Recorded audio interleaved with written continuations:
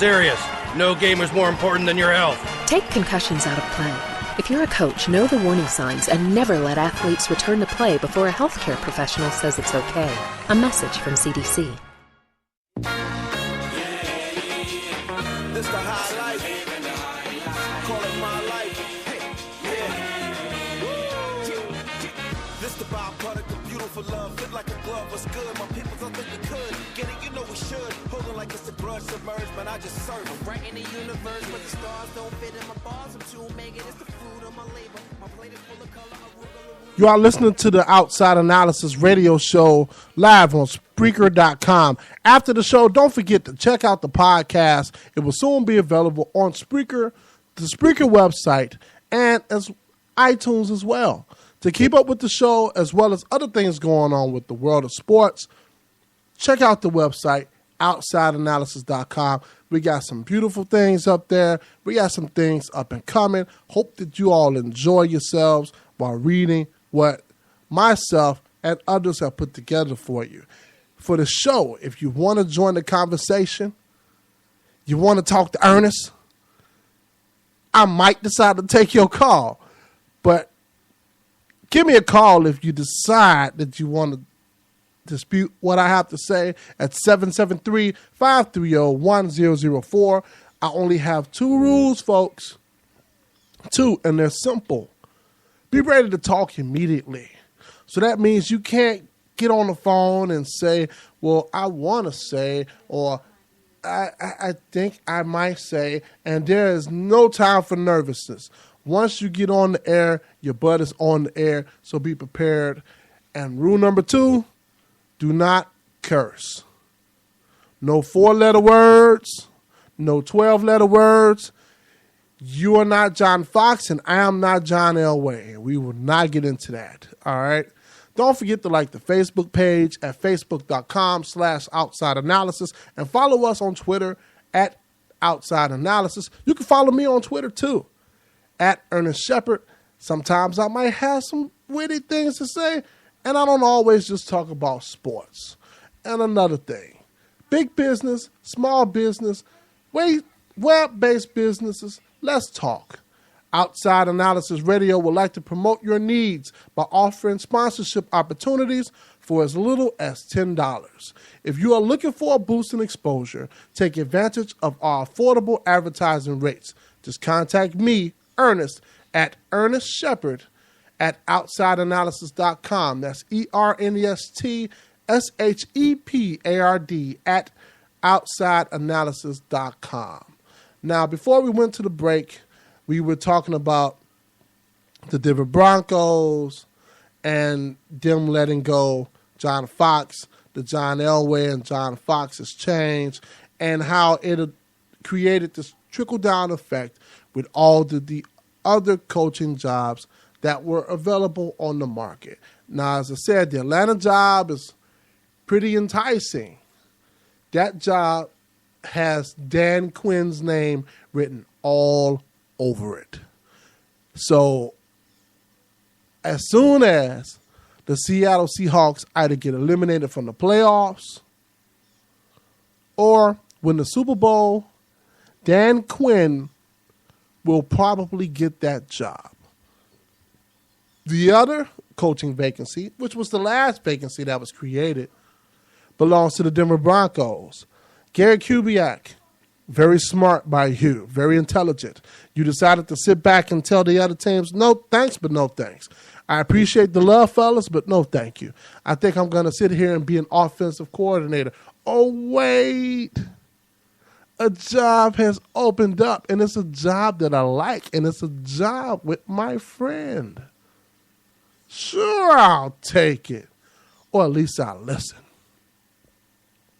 All those things created what Chicago fans are celebrating today, and that's the hiring of John Fox. Now, sure, there are still many of us, and I say us because I'm one of those who I can include in this, that are like, nah,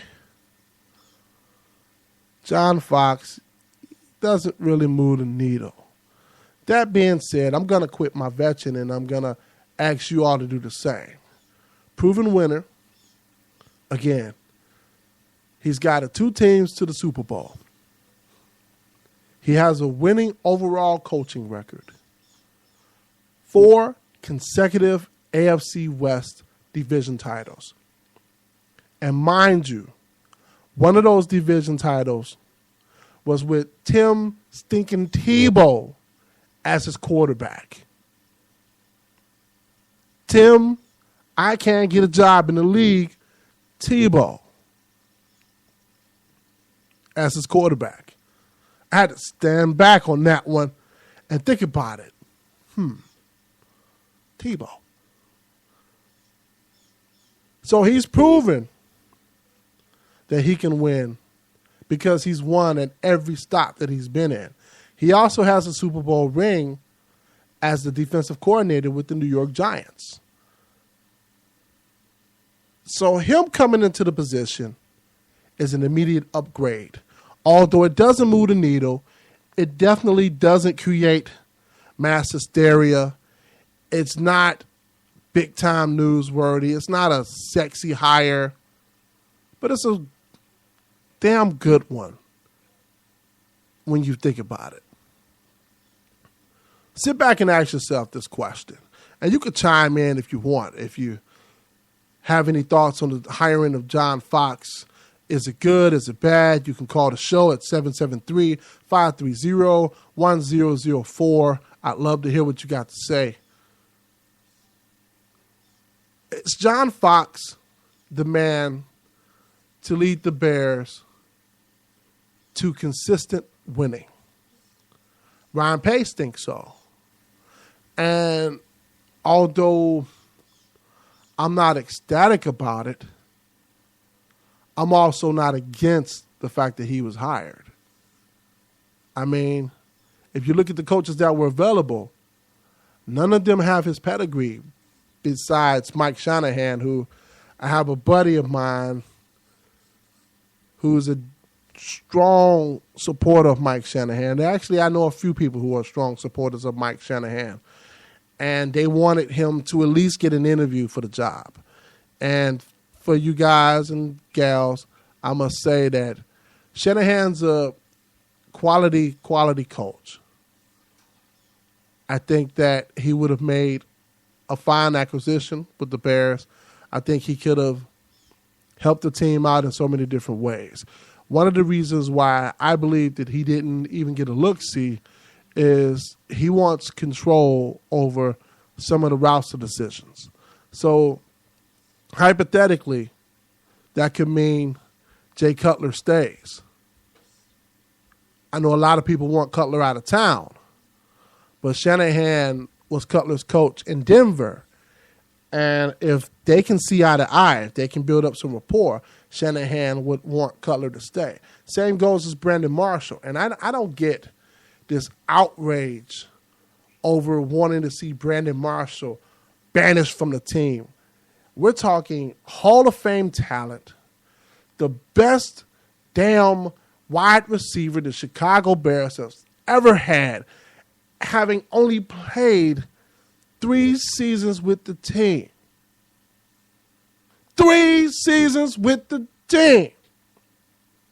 And he has nearly all of their receiving records. Yeah, he's a head case. In your opinion, personally, I think Brandon Marshall doesn't like to lose. And when it comes to losing, once the losing starts to pile on, he decides to divert his attentions elsewhere. I think winning's the cure-all for everything. Honestly, I don't know too many jack-o'-lanterns and knuckleheads that are acting a fool when the team is winning. And I don't notice people even paying attention to jack-o'-lanterns and knuckleheads when their favorite teams are winning either. So the chant of "we want Marshall out," I don't understand it. Highly productive. Can pretty much catch any ball that's out there. Who even knows whether or not he played 100% at any point during the season. You must be reminded. Game 1 versus the Buffalo Bills. Brandon Marshall gets hurt. Alshon Jeffrey gets hurt. And neither one of them were the same. So, even just a year ago, people were clamoring for Marshall to stay with the team. We got to keep this guy. We got to keep this guy. We got to make sure he doesn't hit free agency. Well, the Bears signed him to a 4-year contract. And one losing season, a horrible season where we've overlooked so many other reasons why the season was where it was, and I'll get into that in a moment. But I want to finish this point. Brandon Marshall and his so-called antics that I just don't get. I don't get why everybody's freaking out. Is more than likely a direct result to losing. Because I know if I were on a team and we were losing, yet we had the talent to compete and dominate, and if my game plan, the game plan that my coach has put together, is so predictable that a Pee Wee League team can figure out the plays, I probably would be pretty upset too. I would want to fight somebody too. Maybe that might shake the locker room up. So I don't get it. I don't get it. As far as Jay Cutler, same thing. Look at the list of free agents that are out there. Brian Hoyer does anything for you? I like Jake Locker, but Jake Locker's not an upgrade over Jay Cutler. They're not even. Tim Tebow? I didn't think so. Mark Sanchez? And he's a serviceable quarterback who, quite frankly, got a bad rap because of the butt fumble, the famous butt fumble or infamous butt fumble. And he's a product of lack of coaching development. And that's not a slight against Rex Ryan. That's a slight against whoever the hell the offensive coordinator was and the quarterback's coach. That's a slight against them. But you want either of those guys to be the quarterback of the Chicago Bears? Really? And I hear what you're saying. You will probably say, well, let's draft one. Okay. Marcus Mariota got exposed in the national championship game. But I guarantee you he's not going to be available at number 7. And with so many holes on the defense, why would the Bears draft him or any other quarterback unless they were a can't-miss prospect at number 7? Jameis Winston might be there. Might be there. But I don't think he gets past Tampa Bay. I think Lovie Smith sees an in-state product and says, I'm not too fond of Mike Lennon, and I don't know how long Josh McCown is going to continue to play. So I need to have a successor in place. Jameis Winston might go 1. But if he's available with the Bears, for the Bears at number 7, do you really want the Jameis Winston experience on your team? I might.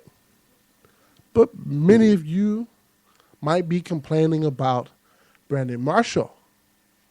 And if you're complaining about Brandon Marshall, and if you don't like the antics of Johnny Manziel, I don't see you even wanting to risk Jameis Winston and the possibility of him being a Bear. So let's hold off on the get Jay Cutler the hell out of town talk. Besides,